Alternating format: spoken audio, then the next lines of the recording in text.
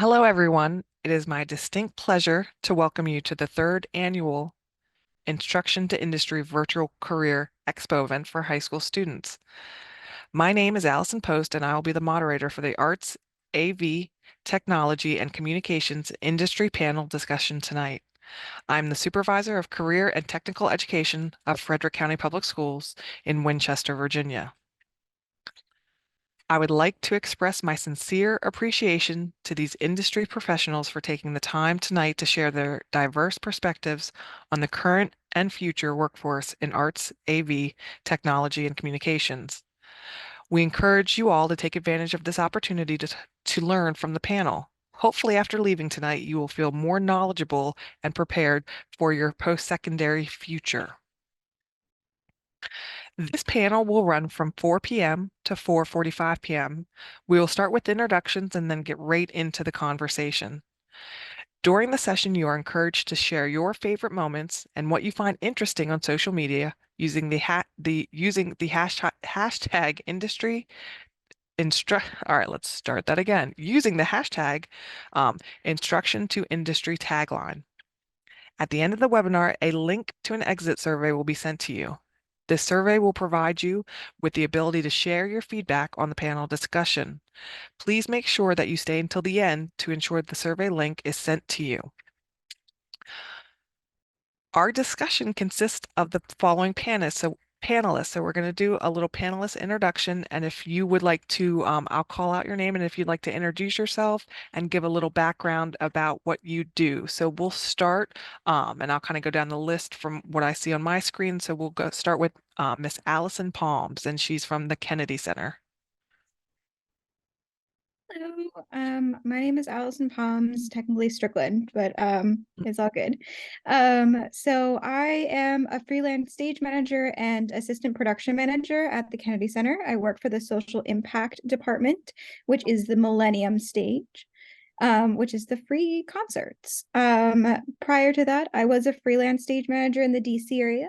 I am also a Fairfax County alum. I went to Robinson. Very excited to be here.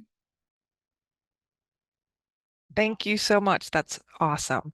All right, next we have Carmen Lamar Gonzalez, and she is an actress. Hi, everyone. I see that my teeth are green, but I'll try to. Hi, my name is Carmen. I'm an actor and singer in New York City. I do theater, film, television. I have a recurring role on the CBS series FBI, where I play a bomb tech. And I recently did a play here in New York this past December. It's nice to be here.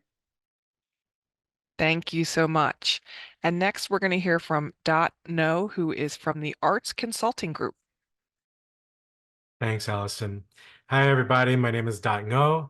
I use he, him, his pronouns. I'm currently the Associate Vice President at Arts Consulting Group, working in executive search and supporting initiatives around issues of equity, diversity, and inclusion. 20 years experience in theater education, community engagement in Philadelphia, and then most recently with Shakespeare Theater Company, where I was for 14 years.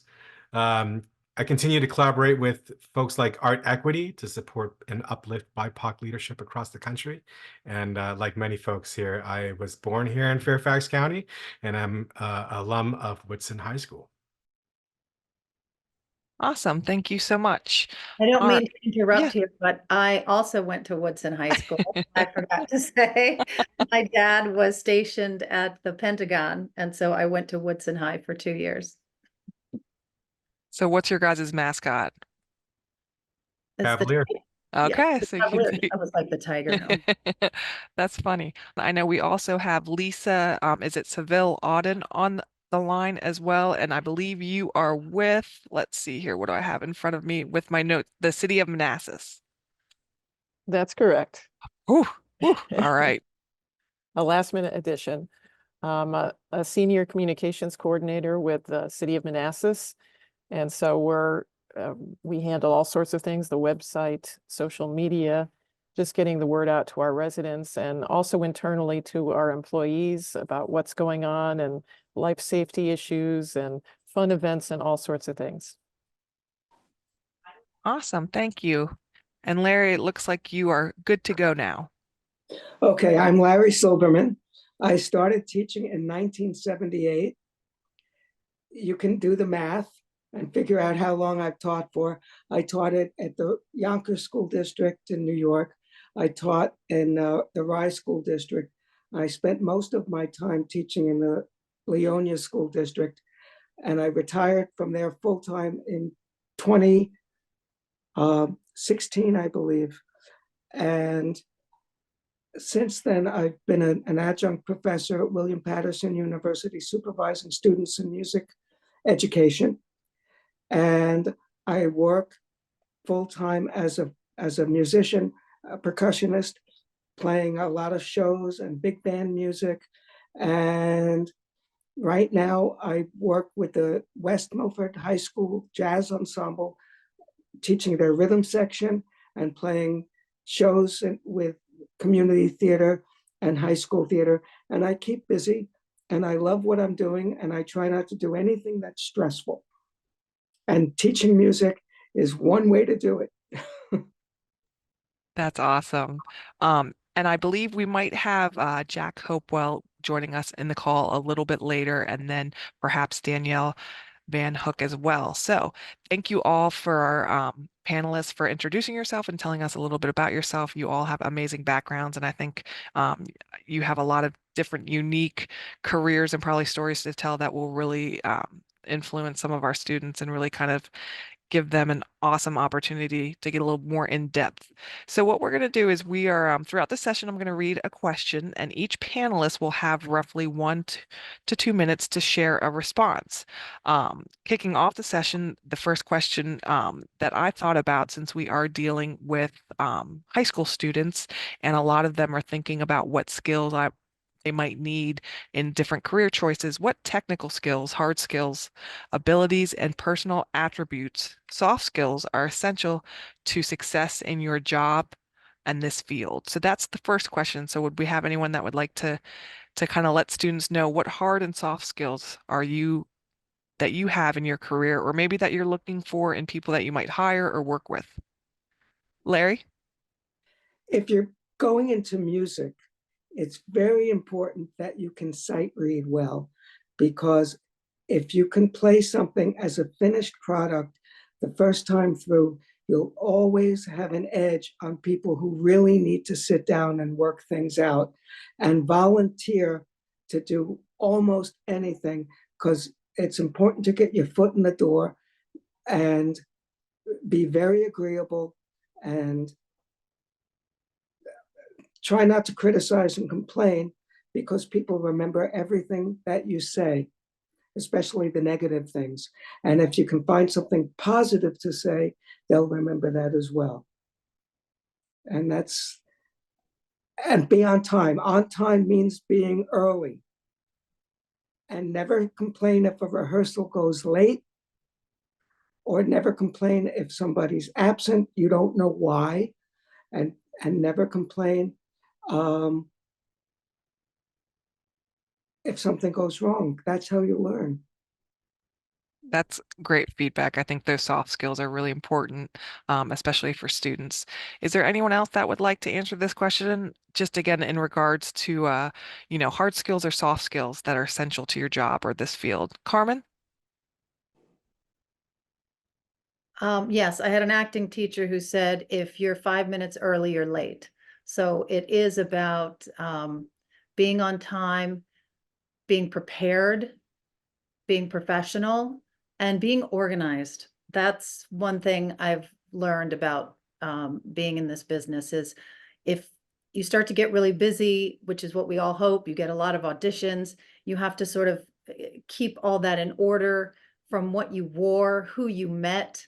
You might meet them again. You start booking jobs, keeping track of people that you meet in the industry, because part of being an actor, it is about creating relationships. So those are the communication skills are definitely a plus.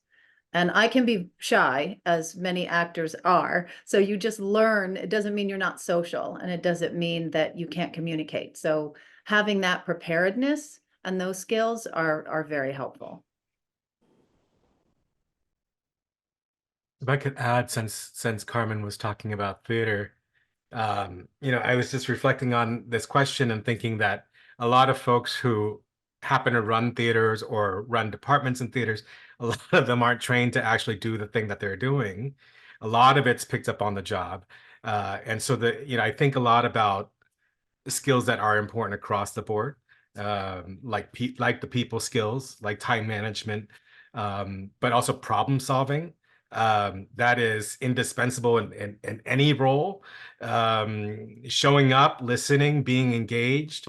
But there's such varied roles in theater, for example, that in terms of technical skills, it really varies depending on what your function is. But I think things like people skills, time management, problem solving are universal. I agree. As a musician, especially a percussionist, when I play a new show and I'm in the pit, I always take a picture of my setup with the score open so you can see the title of the piece of the work that I'm playing. So if I play the show again, I know how I need to set up all my equipment so I don't have to start from scratch. I think that's important. Is there anything else that anyone would like to offer? It sounds like a lot of us are thinking those soft skills are extremely valuable. Anything else? Lisa, would you like to offer something? Sure. I think in my business, hard skills include really writing skills, being able to say something clearly and explain something to all kinds of people, all kinds of audiences. And also photography skills and creative design, graphic design is really important because we do a lot of that. And as far as soft skills, I would say curiosity is really important because we're telling stories all the time and we have to explain things to a wide variety of people. So if you have curiosity about telling that story, interacting with different people with different jobs, that's really important too. Awesome. Thank you. And then Allison, did you want to add anything before we kind of move on to our next question? Not to put you on the spot or anything.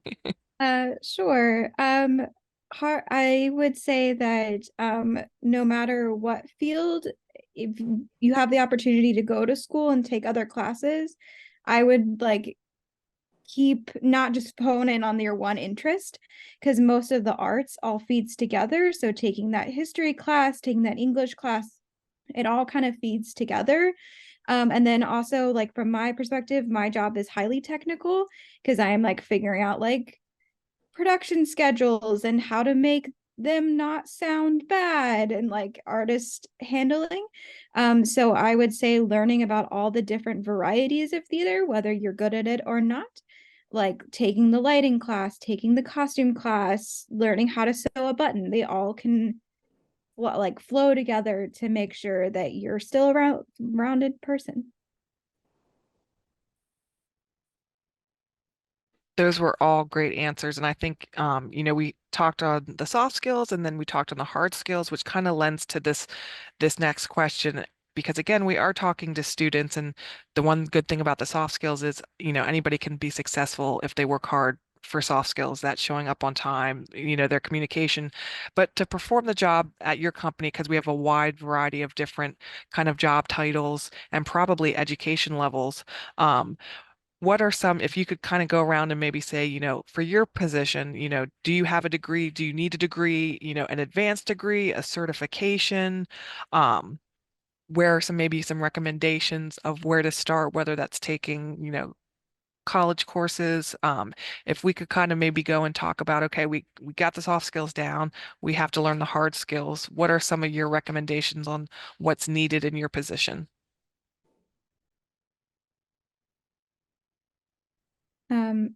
In theater field, I have a college degree. I have a 4-year bachelor's degree. There are higher degrees, but a lot of the things on the technical side, you don't necessarily need a master's to attain. Most of the stuff is trial by fire and learning. on the job. So some of it is like you can learn all the different techniques you want in a stage management class, but until you get into rehearsal and realize you can't talk to someone in a certain way, you'll never get it. And then there's all kinds of interesting problems that show up on a show that you would have no way to prepare for in a classroom. Like, how do you get a rhino hippo to enter and blink at the right time at the play? My parents are constantly confused when I explain what is going on backstage. And some of that is just, you can talk to people and learn their fun stories, but until you get in to the actual day-to-day of things, it's hard to know where to go. So I used school as a great place to build my connections and build up my other skills. So I met a lot of good friends who have gotten me jobs. And we've like bonded through all these rehearsal processes, but it is not always the most necessary to get super high up in your education. For acting, I feel I got the reason I said Tigers, I feel like I have to like I went to 2 high schools because my dad's in the Navy. So I went to Woodson my freshman and sophomore year, and then another school in Texas for junior, senior. But I ended up going to college. I got a bachelor's in communications. Later on in life, I got a master's in theater. But the thing that's important is for acting is that it is a craft. And however you decide to study that craft and that art is very personal. Whether you want to get a BFA and go to a 4-year college, or you want to go to conservatory, or you want to just go into private acting classes. There's no wrong way. If we all knew the path to become the top 2% in the acting field, we would all be on it. So what's important is the preparation and treating it like the art that it is. Yes, there's basketball players that become movie stars and movie stars kids that, no one needed the training. That's different. If you want to have a lifelong career in this art form, then it's very important to get training. And whatever that means to you, 4 years, 2 years, conservatory, private, pick what works best for you. And same with what Allison said, the great thing about school and being in a group setting is the connections and the support and the people that you meet along the way. Absolutely. Dot, did you have something? I see your hand raised to add as well. Yeah, Allison and Carmen just stirred up so much good stuff around like how to use college and how to use that time. I echo all of that. And then that made me think that the game changer for me was really fellowships and internships. They allow you to take that training and in real world and real time be able to apply it and have the safety net of not being the leader of a department or solely responsible for something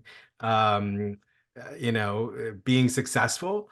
You're most likely going to be part of that team and be part of that success, but you also get to learn from mistakes, and you get mentored, you get coached. There is a safety in those experiences that and I would say it's gotten safer over the past few years as people have paid more attention to what those types of engagements really were designed for and what they should provide to participants.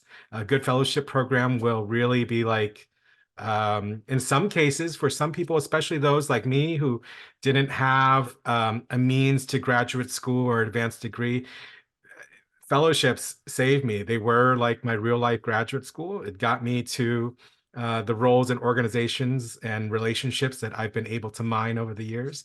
So I really highly recommend that if you are in a program at whatever school you're at, to just really shake the trees and research what the organizations around you are offering in terms of fellowships and internships. And then did anyone else want to add anything? I won't go down the list and make you. but if anyone else has anything to add, please let me know. Yes, Yes, Larry. I started out with my undergrad work, and then I finished my master's in music ed. And from there, I I took a lot of postgraduate courses. When my daughter was in high school, she was heavily involved in the music program. And when I retired, I volunteered my time to help her music program, specifically uh, music performance groups that she was involved in. So I got involved with their jazz program, and I love jazz, and I started helping the rhythm section. And when she graduated, I stayed on, and they hired me as an adjunct to work with the band. And I learned a lot from the band directors in the school, and I became a fixture in the school, and I still am 10 years later. And I have a lot of fun with the kids, and staying with the high school kids has helped to keep my outlook young. And I'm happy to say I still connect with them. We had a rehearsal last night, which went surprisingly well. And now my daughter is a band director. She's a middle school band director, and she's a high school assistant marching band director. And this summer, she's planning on starting her master's degree in conducting. So she gets a lot of that influence from myself, and happy to say my wife, because my wife helps her quite a bit. And my wife is a performer, and she does acting and choreography and set design. And I was able to play in the pit that my daughter conducted a few years back. She did a production of Newsies. No, she's doing Newsies this year. She did Annie, and I was the drummer, and that was fun. And I got to play with a lot of the band directors from their district, and I've made connections that way. And now they call me on my own, and it's a nice little community that you become a part of, and that's like an extended family. And it sounds like just a lot of great experiences, which is It always is. valuable. Lisa, I see that you had your hand up. What would you like to add? I just wanted to add that it's really important. I heard some people talking about a well-rounded education, a liberal arts education, and I'm really a strong proponent of taking as many kinds of courses as you can. That gives you great experience. And in my field, in communications, pretty much everyone has a bachelor's degree, and many have master's degrees or certificates, and it's always ongoing education. We have training in everything from new technology to emergency operations and leadership and all sorts of things. So it's the joy of learning all through your life. Thank you. And I know that we do have, and I know we'll probably respond as well into the Q&A, but this is also a good segue into our next question. But it was asked, are there any internships in theater arts? And that, like I said, kind of goes into our next question, which is, in your career field, do you think there will be a high number of new employees in the next few years? Is the field experiencing any big changes that will evolve the industry or professional needs? We kind of talked about, what skills do you need? What education do you need? Now, are the jobs there? Is kind of how I see that progressing. So if anyone would like to take kind of that first stab as far as how they see their personal career field in terms of growth and the future. I feel I have a responsibility to weigh in, given that I work in the realm of search and across the country, and their jobs, the jobs exist, and the people that they're looking for, they're definitely in high demand. It's very competitive. That said, there's a huge adjustment in some fields, in some industries, post-pandemic, post cultural shifts and practices, and resources. A huge change in a lot of these companies are not for-profit companies. They are nonprofit, and so they require a lot of labor in order to do what they do. a lot of fundraising, and it's tremendous amount of resource that they need to raise.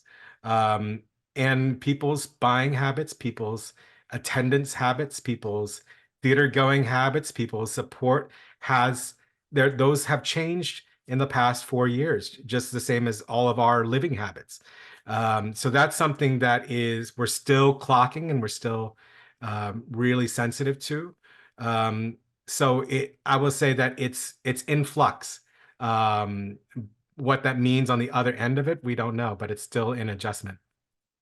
And one thing I'm going to add to this question, as far as what you see as the new employees in the future, are there any opportunities for these students now, like an internship? Do you have any opportunities where you work for students to participate in something, maybe not, after they graduate, but right now? That's something else I'm interested to hear about. Yeah, I answered that question in the chat. Playbill.com/jobs has a lot of great listings about internships all over the country, in acting, in backstage, set design, stage managing, working in a casting office. A lot of times they have a variety of things. So it's probably a good idea to start looking at that now, because they are looking for summer help. The other thing I would say, I don't know if it's really part of this question, but as far as jobs go, as far as acting goes, if you are on track, and who isn't, when you're first starting out, I'm going to be a big movie star, don't limit yourself. There's so many summer stock jobs and regional theater jobs and theater work all over this country. Kennedy Center is such a great, I remember going to see theater there. I mean, there's just so many opportunities to work in this field. So don't limit yourself. And what it has led me to do is, it's always a good idea to have something. It's not to fall back on. Oh my gosh, when people would say, don't you need something to fall back on? No, I'm going to be an actor.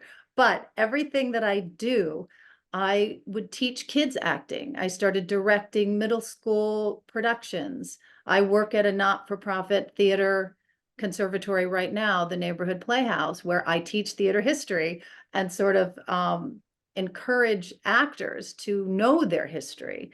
So I stay in the arts as much as I can, helping other people, which is, fulfills sort of my acting life as well. Even our school has internships where we have people come in for the summer, and it's filing and stuff, but you learn, you do learn kind of what an arts organization is like. So there are opportunities out there. I always say everyone has to start somewhere. So we've all been there. Is there anyone else that wants to just contribute as far as what they see within their profession, jobs, what jobs might be available now, how the industry is evolving for you?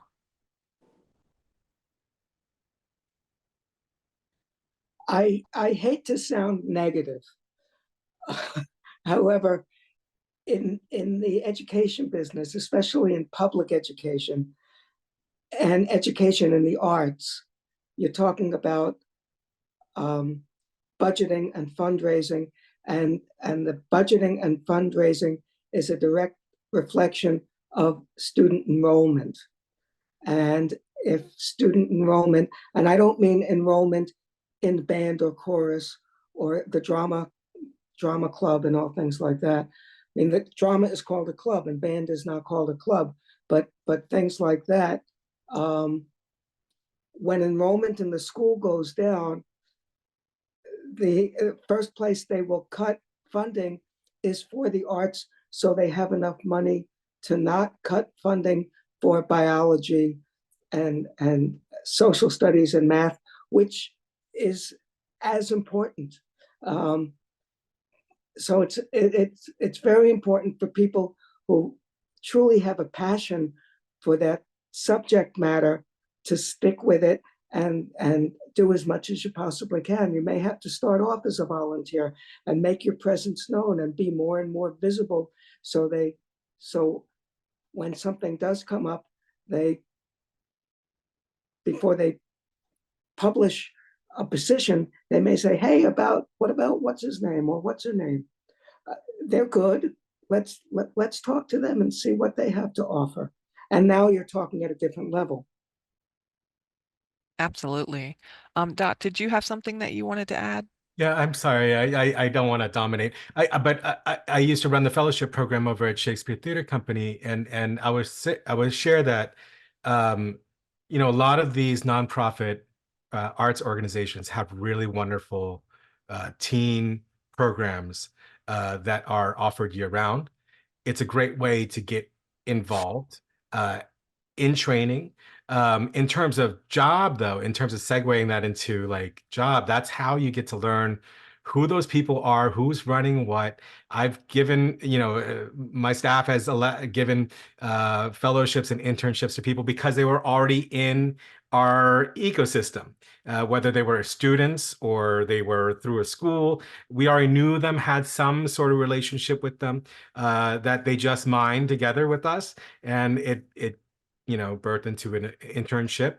And same thing with fellowships. If you are, someone who graduated from a college with a degree and wanted to do more, that sometimes, that year that you were,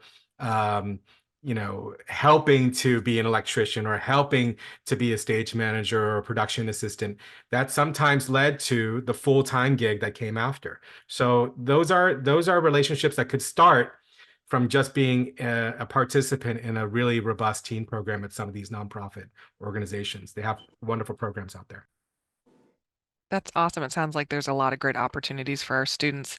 And I'm going to kind of segue a little differently just because I saw that one of our other panelists, Jack Hopewell, logged on. So I wanted just to give you an opportunity if you wanted to tell a little bit in the beginning of this session. All of the panelists went around and just introduced themselves and said a little bit about their background in terms of career and kind of how they got where they are now. So if you want to do that, feel free. For sure. Thank you so much for having me. Sorry I'm late, everybody. For those that don't know, I'm currently on tour with Jesus Christ Superstar. Sometimes travel gets a little wonky. I was busing into a city today, so I just got to the hotel. But yeah, hi, I'm Jack Hopewell. I grew up in Fairfax County. I went to Woodson High School, did drama there. Went to school for musical theater at University of the Arts in Philadelphia, and was very fortunate to get an audition through Showcase there for the 50th anniversary tour of Jesus Christ Superstar. And so I've been doing that since about fall of 2022, playing Jesus. And yeah, that's what I'm still doing now, and I'm loving it. And very, very grateful and fortunate to be consistently employed in the world of musical theater and doing an amazing show and all of the above. So yeah. Thank you so much. So to give you kind of just a little background, because I'll put you on the spot for our next question there. We've been talking about this session, how students can get those soft skills, get those hard skills, what's out there that they need in the job field of their choice. We kind of talked a little bit about what degrees you need, things like that. We highlighted a little bit what the future looks like for all of these, between whether you're an actor or whether you're working at the Kennedy Center, what jobs are out there that we might not know about. How does the future look bright, that kind of thing. And so, kind of as we're winding down on this panel discussion, I wanted to see, and you can start us off, Jack, with, one thing you wish you'd known, done, or experienced before you started in your career field. Because we've kind of given all the info to how to get there. What's one thing that you wish you would have maybe known before? Yeah, I think for me, something that is lacking in a lot, whether it's secondary education or high school theater arts education, there's not much talk about the business side of theater, and that, because I think a lot of us would like to focus, myself included, would like to focus on the artistic side and the expression side of things. But the fact of the matter is, it is dominated a lot of the time by the business side. And that wasn't something that I was super familiar with coming right out of college into this large tour. And so I was kind of, it was kind of out of the frying pan into the fire situation of learning how to navigate the people in the industry that are solely focused on the business side of things, whether that's the producers, usually mostly navigating producers and producing company, but kind of as well as that, managing the people that you're working with kind of as coworkers, because it's hard when you are when you're working doing something that you love. And, if you grew up doing theater, you're often really good friends with your castmates and your stage managers and everything like that. And that can very well be the case still, but at the end of the day, they are your coworkers, and you're not obligated to treat them differently than that if that's what you need to preserve your peace. And especially when you're on the road. Because your coworkers are now the people that you're always traveling with, spending your time with, et cetera, et cetera. So yeah, I guess to summarize, it would really I really wished I had delved more into the business aspect of things. That also goes into joining equity and doing artist taxes and all that other stuff. So The non-glamorous things that people probably don't think about. Is there anyone else that wants to add just, maybe something they wish they had known before pursuing their career field?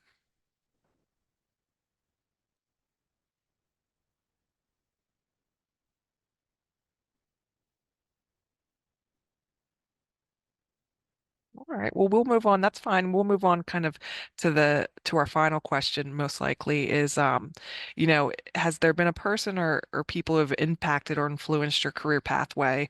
Who was it and what did they do? Were there any, I'm in the world of education, so obviously I always like to say, were there any educators? But it doesn't have to be an educator. Who has influenced you in the positive manner to kind of get you to where you are now? Does anyone have anything they'd like to share? 100%. I'm going to scream loud and clear. That was my Woodson theater teacher, Miss Joan Benninger, who she's what the auditorium's named after now. She understood me at a time when my parents didn't quite understand me.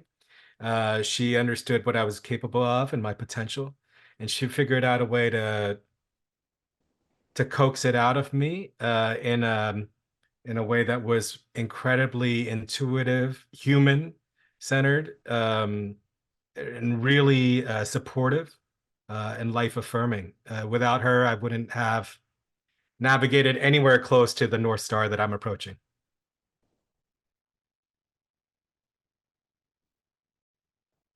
Anyone else like to add?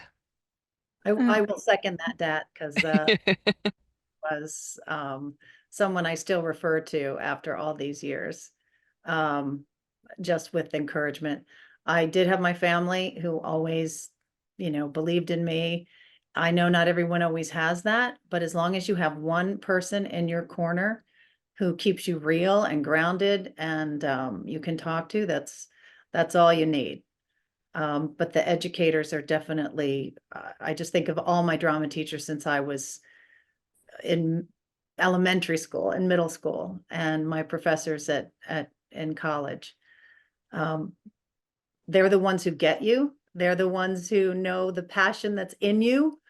So definitely talk and rely on them. They are there for you. That's amazing. Yeah. Jumping on the Woodson train, I'm of the next generation Woodson theater people after the wonderful Joan Bettinger. I had Terry Hobson, who is absolutely incredible, and I can honestly say she was massively instrumental in encouraging me to audition for theater schools and do all of that stuff. And I love my parents; they're super supportive now. It is scary for parents to kind of agree for their child to go into a more volatile career path, which what does that even mean? But I think at the end of the day, also just she was somebody that had the conversation of, you can always go and do something else if you find out that this isn't what you want to do. Because at that point, you are not going to say, what if? You're not going to regret not having done those things. So I am very, very grateful for her for giving me that nudge and encouraging me to go do what I love to do. Larry, I think I saw your hand at one point. I didn't know if you wanted to add anything. My high school band director was very influential and very important in my life. And he invited me to gain experience by conducting the all-city band that he was the conductor of. And when he took a leave of absence to finish his doctoral program and complete his dissertation, he recommended me to take over his high school band until he came back. And from there, I was then appointed to teach in the middle school, which fed his high school. And he helped me get my start. And I kept going after that. That's awesome. And I think it said, Leah, what did you say? That someone was a high school, was So, one of your teachers. yes, I was- Larry I was Larry's Silverman high was school my teacher. high Okay. school, yeah, Yep. my high school band director and choral director, and he taught me percussion back in the day. Yeah. That's amazing. And I'm sure we could probably go on for probably hours at this point talking about all this amazing opportunity that there is for students and just everything within, arts, AV, technology, and communications. But we are kind of getting close on our time. So I just want to say, we would like to thank the panelists who are able to provide their own unique perspectives related to the workforce within arts, AV, technology, and communications. We hope you found tonight to be informative and relevant to your own career interests and goals. And students, you should remember that if you are interested in learning more about any particular career paths that were discussed during this session, you can come by the Career Exhibitors Fair on Saturday, February 17th and speak directly with employers. Again, we want to thank our panelists for joining us this evening. This concludes our session and the Zoom session will now close. A brief exit survey will launch automatically from Zoom when you close this virtual session. Please take a moment to complete the survey and let us know what was good, great, and what needed improvement. So please enjoy the remaining event sessions. Again, thank you one more time to our panelists. You knocked it out of the park. This was amazing. And we appreciate you.